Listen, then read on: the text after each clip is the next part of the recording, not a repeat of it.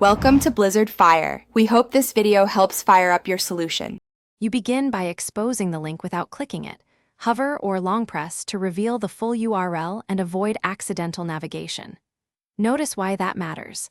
Attackers hide malicious hosts behind lookalike names or extra subdomains, so read slowly. Once you see the domain, compare it to the expected site. Make sure the main domain matches exactly. If you spot HTTP or a missing padlock, treat it as high risk and stop. This first check filters out many obvious phishing attempts. Once you've isolated the URL, verify its provenance. Run a whois or domain lookup to see age and ownership, because newly registered domains often signal scams. Next, analyze the link itself by expanding shortened URLs and scanning it with a reputable link checker or sandbox.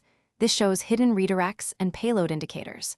Make sure to read query parameters and encoded characters. Attackers append tokens or obfuscation to bypass filters. If anything looks manipulated or rushed, do not proceed. To finish safely, avoid using the suspicious link. Instead, navigate by typing the official domain or using a trusted bookmark so you never rely on a possibly compromised URL.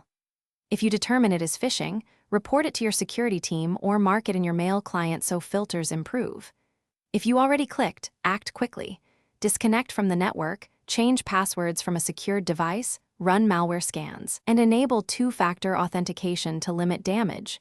This troubleshooting step recovers access and prevents repeat attacks.